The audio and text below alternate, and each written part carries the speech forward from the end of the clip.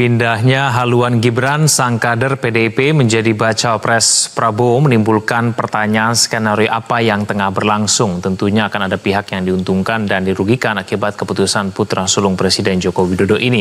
Skenario politik apa yang tengah berlangsung pada saat ini kita akan mengulasnya bersama dengan Hanta Yuda, Direktur Eksekutif Poltreking Indonesia. Mas Hanta, selamat siang.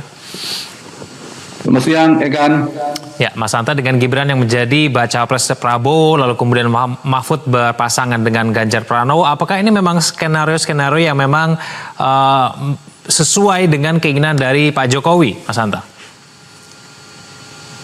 Ya, saya kira kalau dari sisi Prabowo Gibran, kita tidak bisa melepaskan dari preferensi Pak Jokowi. Selain tentu ada aspek dari Pak Prabowo. Kebutuhan Pak Prabowo adalah selain ingin mengambil potensi basis pemilih Pak Jokowi, kemudian merasa aman, ada potensi menang, ada jejaring kekuasaan, dan lain sebagainya yang bisa dioptimalisasikan, jejaring relawan dan mesin-mesin elektoral lainnya, dan juga basis-basis pendukung Pak Jokowi. Yang paling penting bagi Pak Prabowo adalah bisa mengikat telunjuk Pak Jokowi dalam arti arah dukungannya. Kalau misalnya bukan Mas Gibran, misalnya Erick Thohir atau Khofifah, kan masih mungkin bergeser-geser dan seterusnya dengan Ganjar. Dari sisi Pak Jokowi juga demikian, saya kira. Saya lihat memang dari sisi wakilnya Mas Ganjar itu Pak Mahfud itu bukan tidak terlalu kuat secara elektoral ya.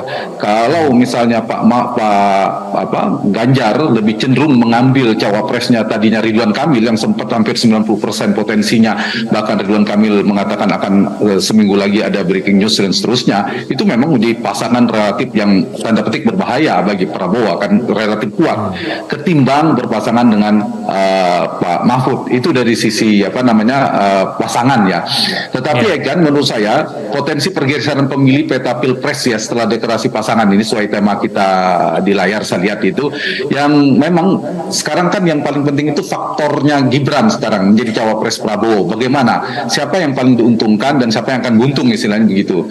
Kalau secara elektoral yang diuntungkan jelas ada dua yang berpotensi diuntungkan. Satu Pak Prabowo sendiri, karena seperti saya katakan dia bisa mengkapitalisasi basis-basis Pak Jokowi yang itu direpresentasikan oleh Gibran. Yang kedua adalah Anies Baswedan, di mana tempat-tempat basis Pak Prabowo, kalau ada basis Pak Prabowo yang selama ini berjarak dengan Pak Jokowi atau kontra, tidak suka dengan Pak Jokowi atau anti Jokowi, merasa kecewa, itu bisa berpindah bukan ke Ganjar tapi berpindah ke Anies Baswedan.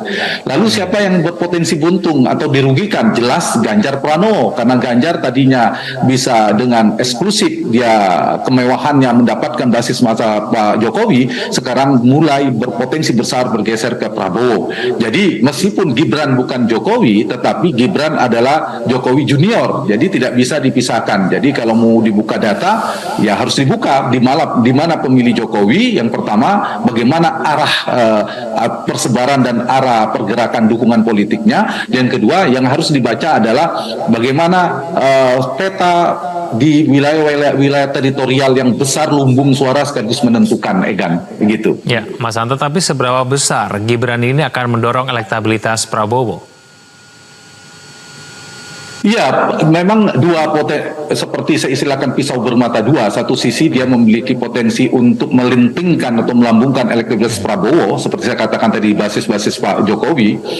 Tetapi di saat yang sama ada potensi juga bisa mendegradasi kekuatan elektabilitas Pak Prabowo. Kalau misalnya mereka tidak bisa mengantisipasi strategi supaya pemilih yang basis Pak Prabowo yang lama itu tidak pergi berpindah ke Anies Baswedan, kemudian isu eskalasi negatif menyerang mereka terkait isu dinasti politik dan sebagainya, eskalasinya misalnya tidak bisa ada mitigasi politiknya dan seterusnya, itu bisa menurunkan. Jadi saya kira ini yang harus diantisipasi. Nah, saya ingin menjawab pertanyaan Egan tadi. Kalau kita bicara Gibran, tentu adalah di mana basis Pak Jokowi. Yang bisa kita buka datanya adalah pemilih Jokowi 2019 yang lalu.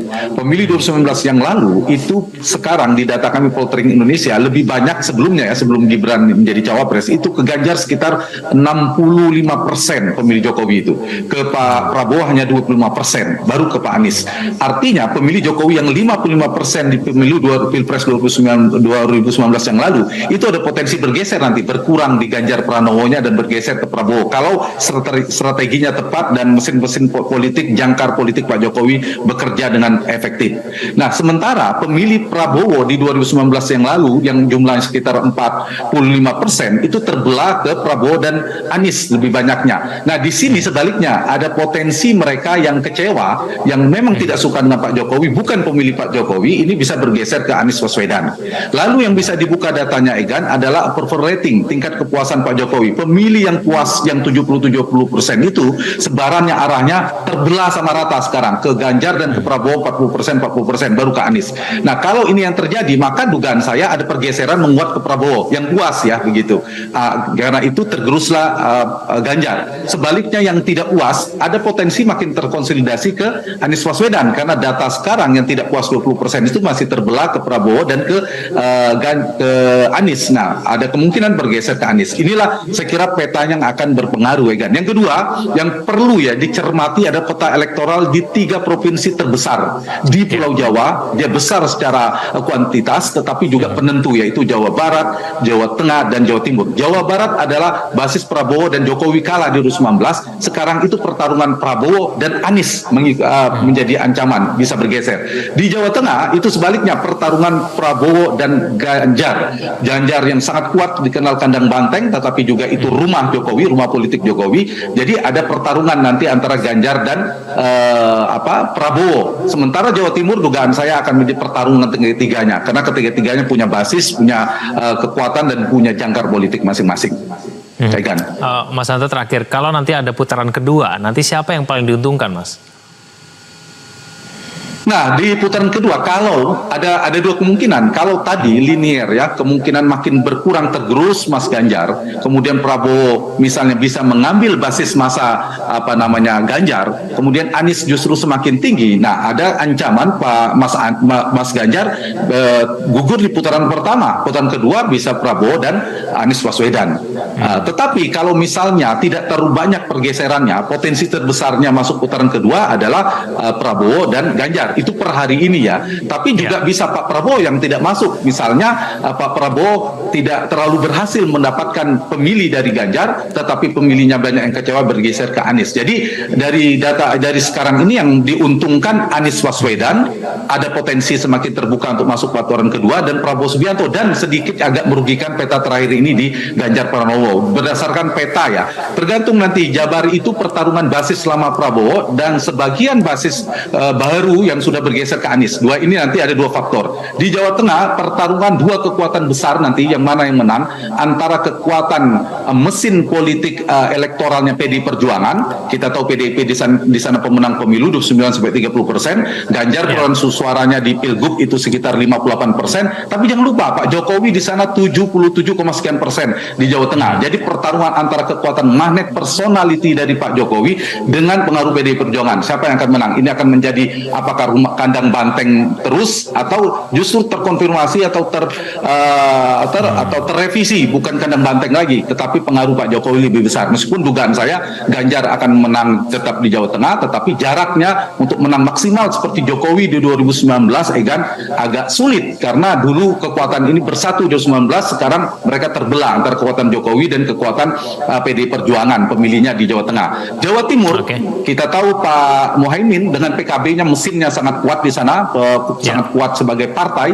Kemudian ada PDI Perjuangan, Ganjar juga di wilayah Mataraman juga kuat. Kalau Muhaimin di Tapal Kuda bersama Prabowo dan Madura bisa bertarung. Kemudian jangan lupa meskipun tidak ada NU-nya Prabowo dan Gibran, di sana ada Jokowi. Pengaruh Jokowi Jawa Timur 2 kali menang di Jawa Timur dengan perolehan di periode di 2014 sekitar 53%, kemudian 2019 itu kemenangannya 65 atau 66%. Itu artinya Jokowi juga punya jangkar politik di Jawa Timur. Jawa Timur akan menjadi pertarungan tiga-tiganya. Punya mesin politik, punya jangkar politik antara pasangan Amin, pasangan Prabowo Gibran maupun pasangan Ganjar Mahfud. Jadi Jawa Timur kalau dilihat ada dua variabel tadi ya, tiga variabel basis NU, mesin politik dan jangkar Jokowi. Jawa Tengah antara kandang banteng kekuatan PDI Perjuangan yang bertarung dan kekuatan Jokowi. Jawa Barat adalah antara basis masa Prabowo yang masih setia dan sebagian juga besar juga sudah bergeser ke Anies Baswedan. Jadi kesimpulannya di Jawa Barat pertarungan Anies dan Prabowo, di Jawa Tengah pertarungan Ganjar yang sangat sengit dengan Prabowo, di Jawa Timur pertarungan ketiga-tiganya. Yang untung dengan konstelasi terakhir ini tentu adalah Anies dan Prabowo, yang beragak harus antisipasi adalah Ganjar. Begitu. Baik, Mas Hanta, terima kasih telah bergabung sama kami di Metro Siang. Selamat siang, Mas Hanta.